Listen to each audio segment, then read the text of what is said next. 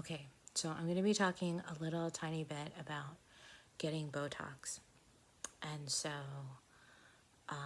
if you are not cool with that, I'm going to put a timestamp where you can jump to. It's not going to be graphic at all, but I'm going to be talking a little bit about it. So for one thing, my forehead looks really shiny to me, which is actually really, my skin is intensely dry.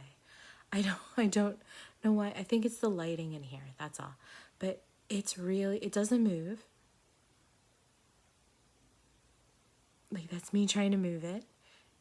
Whereas, like, a week ago, it would have crinkled. I think I have a little bit of droop right here because when I was doing my eyeshadow, it felt really different. Like I had less real estate to play with.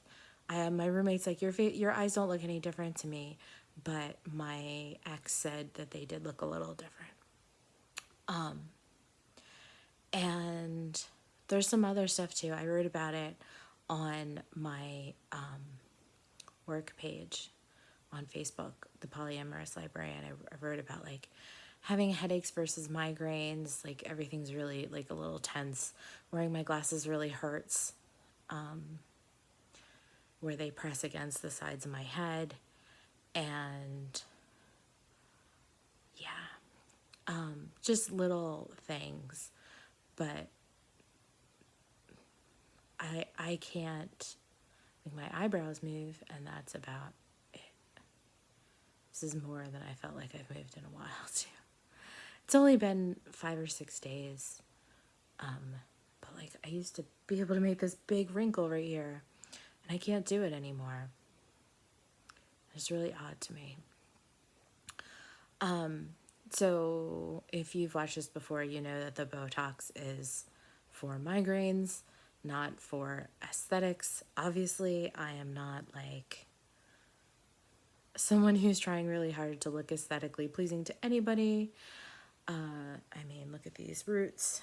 Although I'm letting them come in, even though as soon as they do like anything, I'm just gonna dye them black. Like, I don't know. And I didn't do anything with my hair at all. Like, this is half my hair. The rest of it is shaved underneath, and like it's asymmetrical, which drives me crazy. For hair that's parted in the middle. I just thought, I don't know what I thought. I thought it was a look, sort of. Also, I kind of miss parting my hair down the middle, but because it's made to flip to be like this all the time, there's a layer of hair that's longer, right? And the funny thing is like in this lighting, it looks, and probably is, best dyed here because of how I dye it, which is like literally just putting tinfoil on here and then just dyeing this. So it probably isn't that dyed underneath. I don't know. It's been a long week of stabby injections. They stabbed them like here, here, here. I don't know where else. I almost, I did fine with the injections. I did not do fine in that I think I hyperventilated, not from like the pain or anything, but from like trying to take a breath each time to like, you know, because there are more sensitive parts of your head than others. I have a very sensitive, angry scalp. And so like there were parts that were very jabby. And so I'm like, I'll take a deep breath in, take a breath out. Except he went really fast because he's like, oh, well, most people would rather get this over with because it does hurt them. And I was like, oh, that makes sense. Except I ended up hyperventilating and almost threw up on the poor man. Yeah, so my mistake. I'm kind of used to it. Oh, I have dry skin everywhere. And I've been like not taking care of my skin very well because I'm like, well, I've got all these like holes in my face and I don't know where all of them were because I wasn't really paying attention to anything but my breathing. But like they're not on my nose. Anyway, and and so what happens is when I hyperventilate, and especially in a mask where I have cold air on the outside and hot air on the inside, I get really, really nauseated really fast. And I have to basically just crouch into a ball and I'm fine in like a minute or two. And this actually happens when I shower sometimes. If it gets too steamy in the room and then I come out too fast, I need to take a break sometimes after and just like cool down, drink some water, take a break. Just something I know that I have to factor into my like getting ready time. And he was like more startled by I think my turnaround time than anything else. And I don't know that he actually believed me when I said, I swear to you, this isn't from the injections. This is from me having to wear a mask and like breathing like into the mask too much and too hot compared to how the rest of me feels. I don't have POTS. I just have this one. It's like it's a temperature issue. That's all it is. It's a temperature issue. Anyway, so that was funny, I guess, except for the part where I was almost sick. And yeah, so since then, the worst thing is feeling like your face doesn't look like your face. And because I don't feel like I look like me, I feel like my eyes look different. And the headache. Do I feel less dizzy? No-ish. I feel like there's a barrier between me and my dizziness. Like something holding me back from it. And it's not consistently like good at what it's doing. And so sometimes when that little wall falls, what happens is I feel worse because my body doesn't have time to be used to how dizzy it is. So like it doesn't have time to get used to like the nausea of constantly being dizzy. And so I just get this like wave of nausea. It sucks. Mostly because it's tied to my appetite. I have meds for nausea. They work very well. I never take them because I'm so used to just being like, this is a low-level nausea, who cares? The worst thing it does is affect my appetite. The pills make me feel like I can't feel my stomach. It's not like it gives me my appetite back.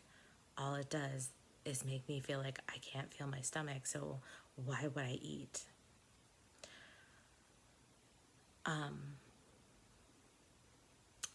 Yeah. So that was my week. How was yours? So I read a bunch of books. I wanted to do something this month called Seanan September, where I read like all the Seanan McGuire books I bought at the beginning of the year because the latest one just got in. I thought that it was coming out later this month, but then somehow it was coming out August 30th. So because I can't go pick up my own books, I thought, okay, fine, like my roommate will pick it up or my best friend will go pick it up for me because he lives really close to the bookstore, and then that's a good chance for us to go, like, it's an excuse for us to hang because he just had a baby, so like we kind of need an excuse at this point. So he picked up the book for me and brought it over. And so that's the new October Day book. I still have all of these Seanan McGuire and Mira, at least one Mira Grant book from my Christmas money that has just been sitting there because I keep reading Net Kelly books and because I'm part of a book club. So I thought, okay, Seanan September, that sounds funny. I'll just do it that way. And so I read the new October Day book, which is the 16th in a series. Am I going to tell you to read the 16th book in a series? No. They are not standalone books. This woman plots like no one else. This is not a domino effect. This is a spider web. This series, I mean, if you read her Twitter, she'll tell you she's writing payoffs that she's had planned. And then she just hopes that the books sell well enough that she'll be able to get to them. And if she doesn't get to them, she knows that she's written some good books in the meantime. But she still has all these plans that she's had planned from the beginning. And if there's something that I love in this world, it's somebody who has a plan. I can't stand when like TV shows are like, well, we didn't know what we were doing. So we just kind of wrote ourselves out of this corner and hoped that it was for the best. And so I love knowing that there's a plan to this series. So I'm not going to tell you just pick up book 16, but I'm going to tell you to pick up all 16 books, because I don't think that I've ever read a series that has made me feel so bowled over by long-term planning and plotting as this series did when I read it for the Hugos. It was like, I thought I was reading, like an average 2000s urban fantasy series, and then I got whomped by going, oh my God, how did I not pick up on that? But I couldn't have, because it was too plotted ahead of time for me to ever look for it.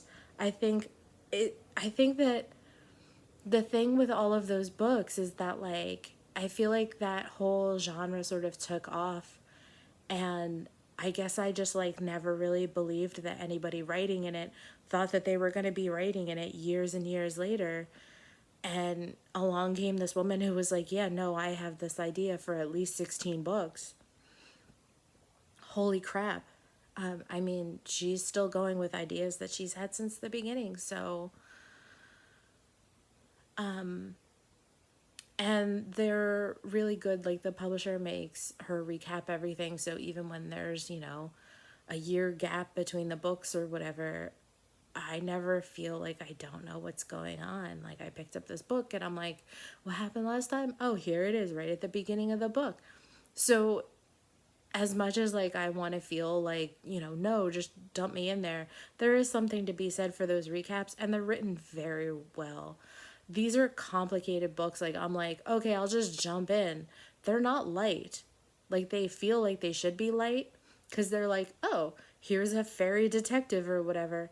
And you know why I didn't read these books to begin with? Because they were fairy books. And I was like, I don't read fairies.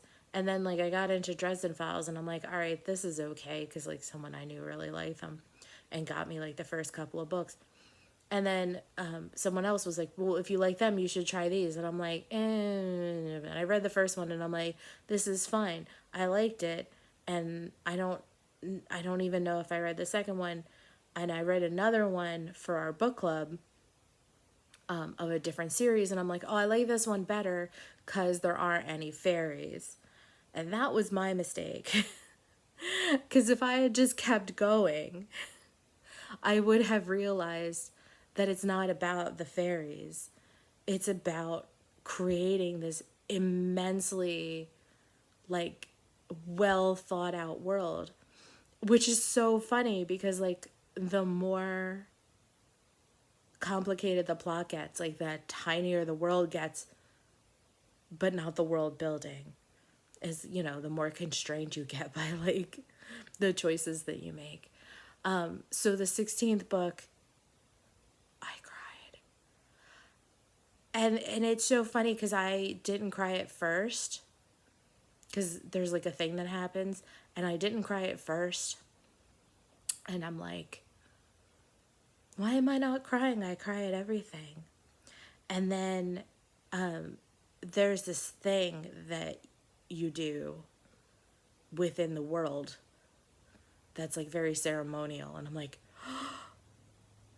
now I feel like everything's fallen into place and is real and I can cry. Like I needed that to happen. Like, like that's how much I've like bought into this. And like when I was reading the series for the Hugos, I read it really fast. Like, even though it was more dense than I expected, and I ended up like kind of giving myself a little bit of a headache, going, what? But every day I would tell my roommate, like I knocked out a book and a half or whatever, and I would tell her like what had happened in each book because I was like amazed, and also like she was interested.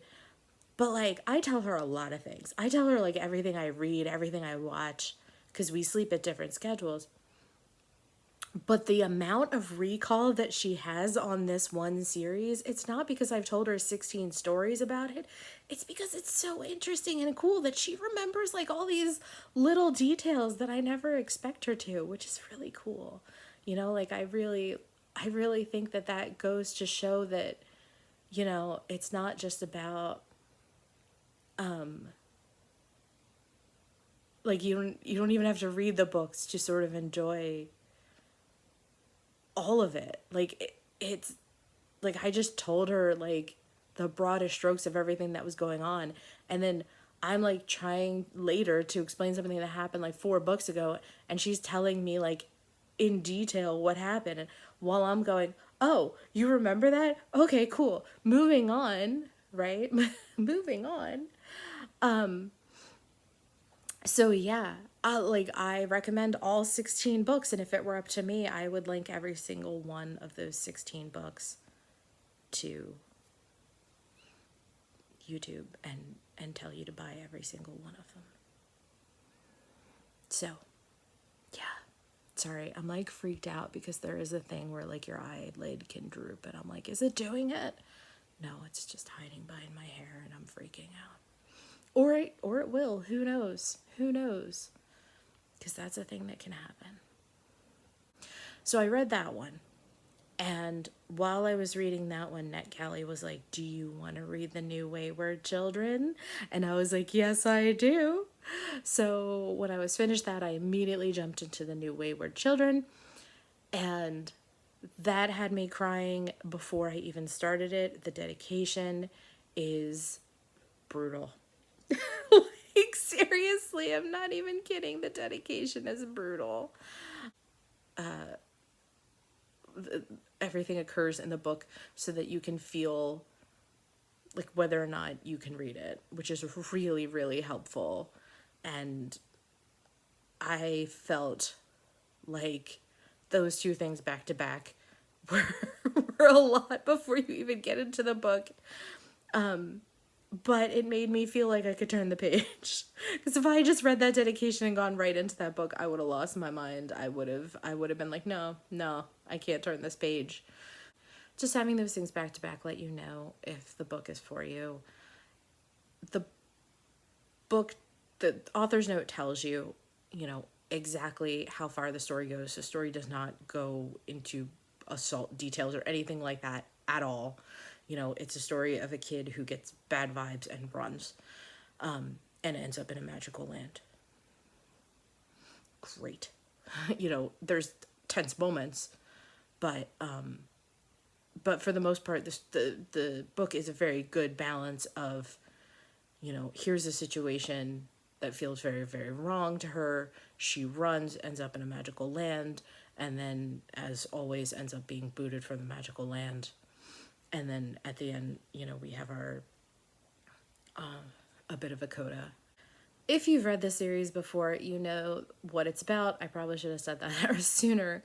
The Wayward Children series is so cool. It's like the even books are plotted, and the odd books are the characters and their like backstories and their magical worlds. But basically, there's this place where kids go when they've been in these magical worlds, and then they come out and then they have problems adjusting to the real world.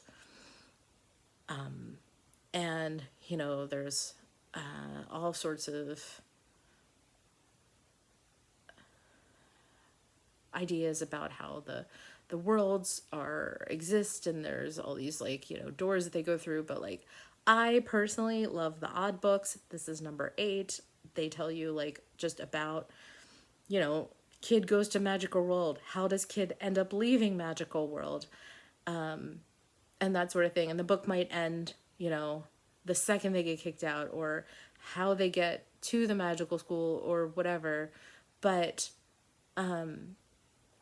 honestly, I would have to reread the books, to the even number books, to know like what the actual plot is. Even though the last one was really, really cool, I still am not, I still would have to go back, and I will. I'm actually going to go back maybe next year and reread all of them, because I really feel like I've sort of lost the plot and who everybody is, because I get so wrapped up in these odd number books with all these backstories.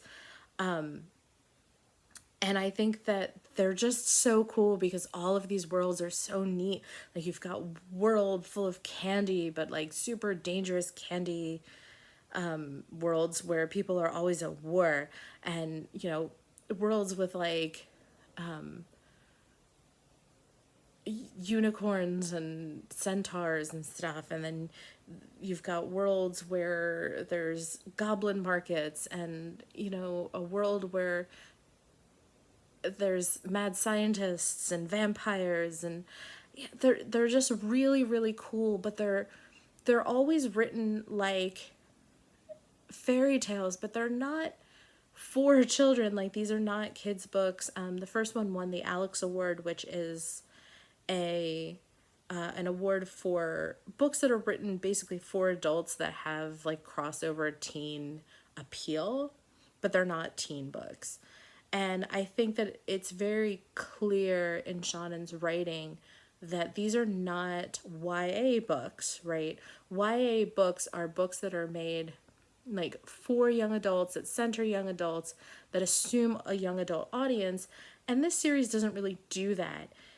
It is the, I think this very sort of, I don't know, universal fairy tale telling that wraps the story, and that the fact that the stories are always very like, you know, we'll go as scary and gory as we need to, that make the tales both, you know, like, I would absolutely put these in the hands of a teenager, but I also understand why they are not necessarily marketed to teens. They don't center any teen experiences. Some of these kids who go to their magical world start very young, but the books are not made for young kids.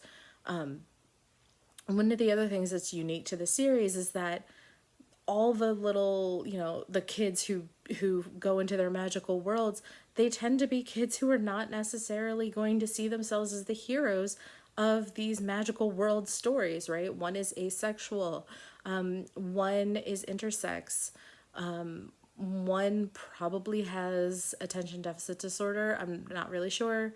They don't say as clearly as they do with some of the other things. And, you know, like, you know, one girl is fat, and her metabolism has basically been ruined by the fact that her family has always obsessed over her weight and has had her dieting since she was a small child. And so these kids get to be the heroes of their stories, and they get to go on these quests. And the, you know, some of the questions that are brought up are like, is this ethical? Is this right? You know, what are these really quests? Are these really adventures? You know, the longer the series goes on, the more places that you go, the more questions that you have about, like, what are these, like, do these doors have opinions? Are they bringing these kids places that are good for them, bad for them? Are they bringing these kids to these places for reasons? It's really, really cool. I love Sean McGuire's mind and the fact that she's just like willing to delve into these concepts, and her brain just never stops working on them. I mean, this is the woman who once, like, I guess, swallowed a tapeworm to for research purposes. And yeah, that's really cool. Speaking of, the third book that I read is under her pen name Mira Grant, which usually means more sci-fi, more tends to be more horror-ish rather than like fantasy, which is hilarious because her fantasy stuff can get pretty gory, but you know, I feel like the differentiator there is more who's publishing the book, but I'm not positive there. So I had a copy of Square 3, which is available from Subterranean Press in hardcover. It's expensive.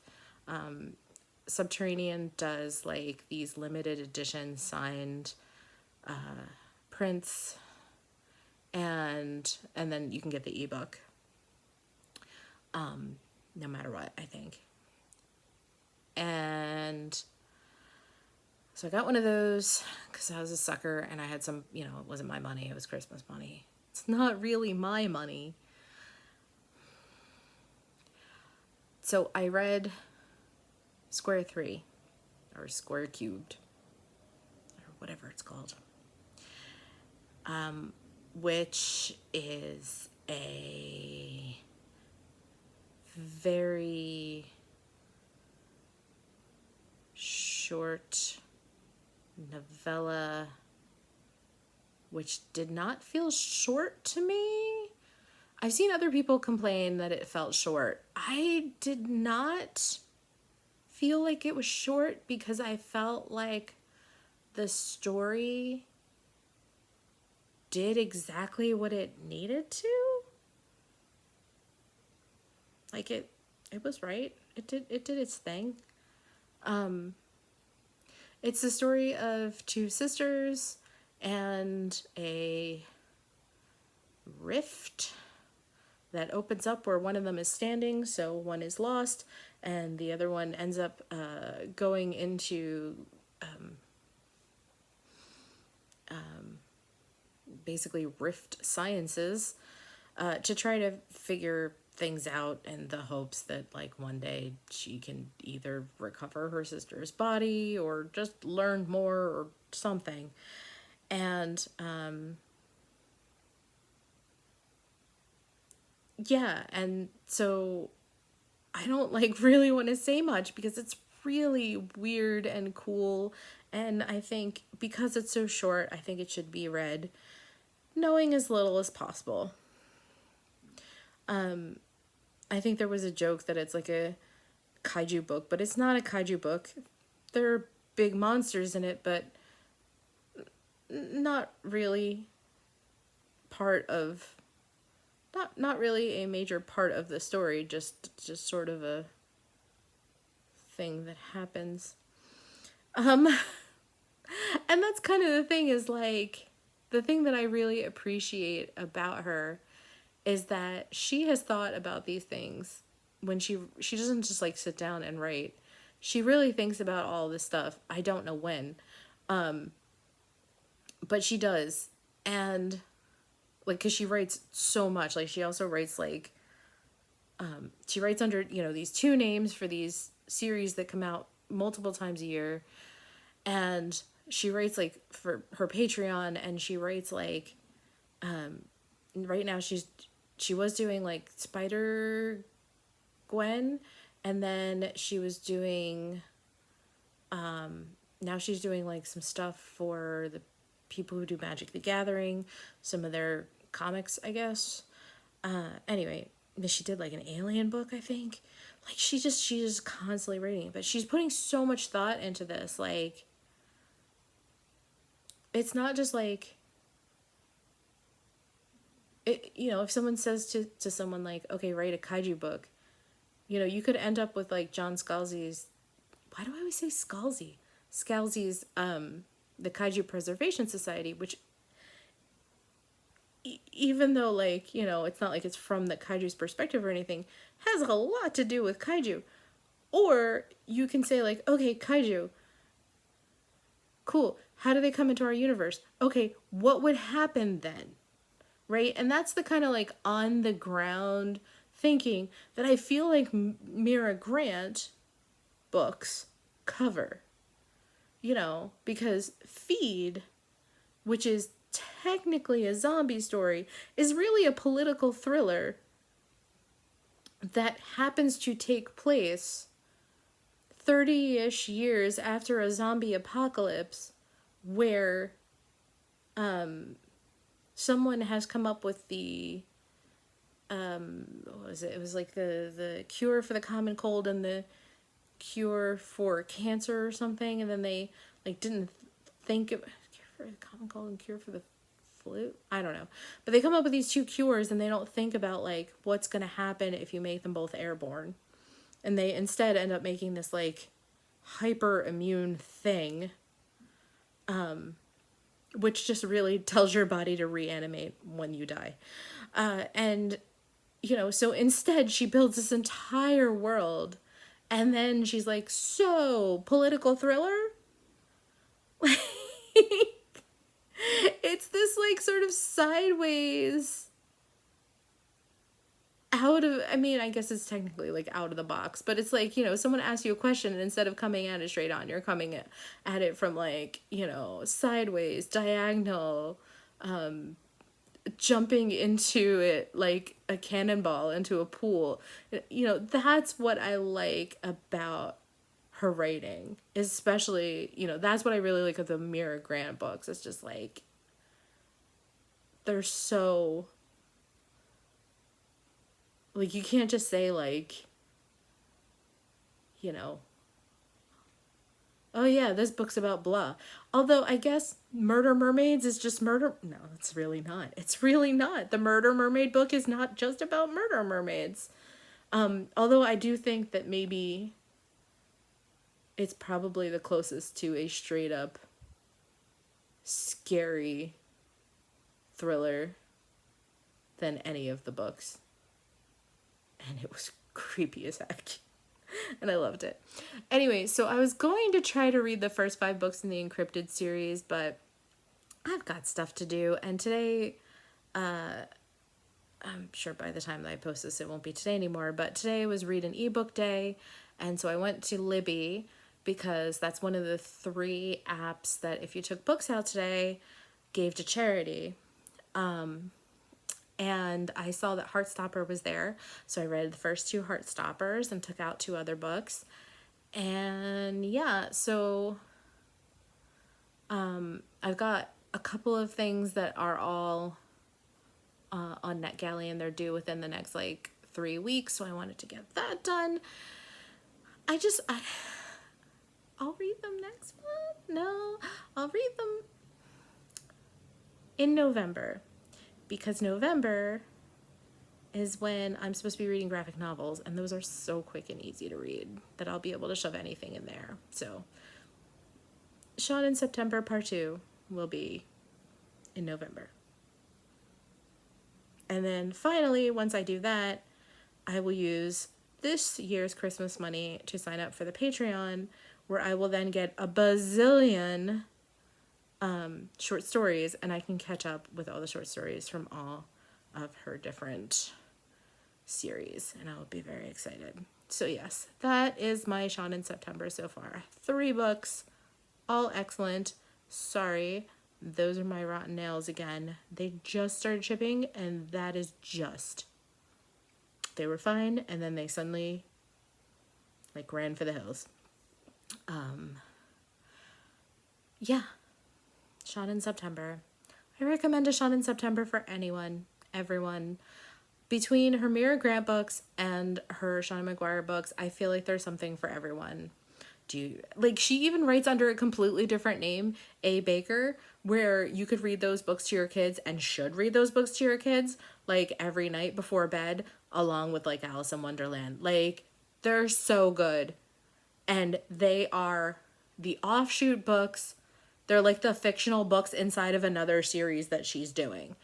So, so if you could buy those books, and also like if you could just buy Feed, like all 3 feeds, and then read those and then buy Feedback, because if you buy Feedback, this is so dumb, but Feedback is for some reason inside of, or it's like tied to the Murder Mermaid book, and everybody wants more Murder Mermaid books, but we can't have another Murder Mermaid book no matter how well it sells until Feedback earns out. But it's the 4th book in a series that came out years after the last one was done, and it was like a retelling of the first book from another group of people's perspective. So like it just didn't sell as well because everything was kind of complete and done. But like the more copies of Feedback that are sold, the more likely we are to get another Murder Mermaid book.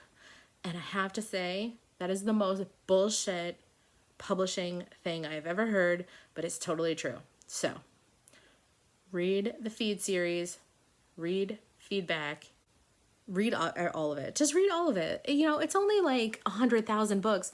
When I opened up the galley for the new Wayward Children, it was 3 screens of here are all of her books, and I noticed some were missing, and it didn't count all the like, you know, October Day novellas and all the other stuff. So she's so prolific. It's so irritating because I could never find her books at the used bookstore because her fans just don't let go, like ever. Oh well. Okay. Seanan September.